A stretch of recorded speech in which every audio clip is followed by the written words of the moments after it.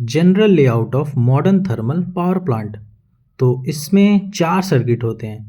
तो सबसे पहले हम लोग पढ़ेंगे कोल एंड ऐश सर्किट क्या होता है। ओके, पावर प्लांट का मेन फ्यूल कोल होता है।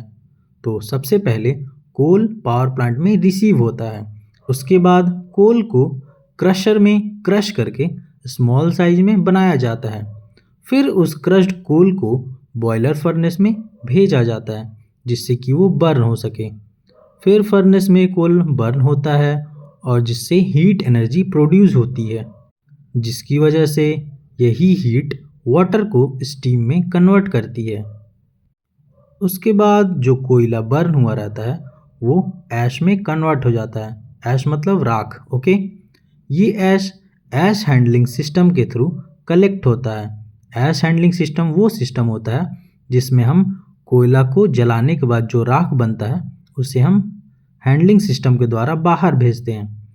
फिर उस कोल के ऐश को या तो हम डिस्पोज कर देते हैं कहीं समुंदर में या कहीं नीचे में, या फिर उसको हम रीयूज करते हैं और जिससे कि सीमेंट या फिर ब्रिक्स बनाया जाता है।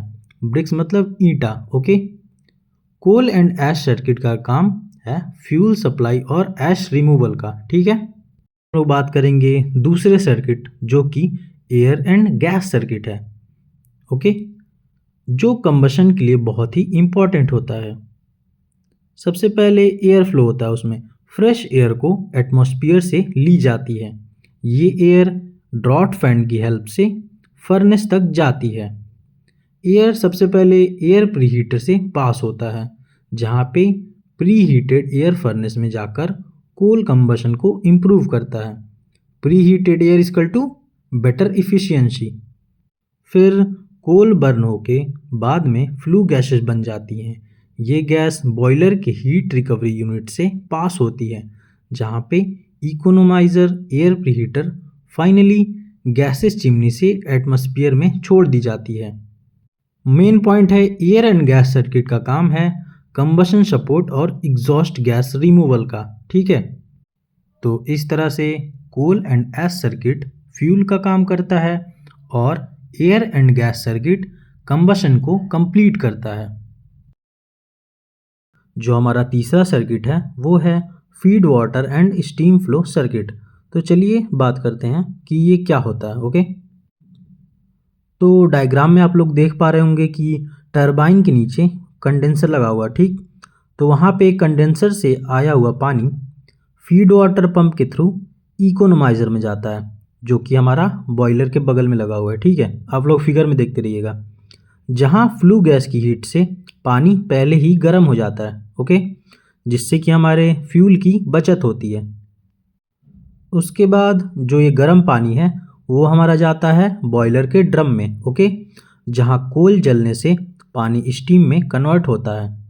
उसके बाद ये स्टीम जाती है आपके सुपर हीटर में। ओके, जहाँ स्टीम का टेम्परेचर और बढ़ाया जाता है ताकि टरबाइन को मैक्सिमम पावर मिले। जिसके बाद हमारा high pressure super heated steam turbine को घुमाती है और ये आपका डायरेक्टली कनेक्ट होता है जनरेटर से।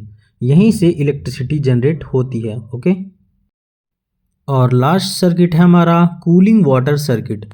ये डायग्राम में आप लोग देख पा रहे होंगे कि कंडेंसर के नीचे का जो पार्ट है ये हमारा होता है कूलिंग वाटर सर्किट।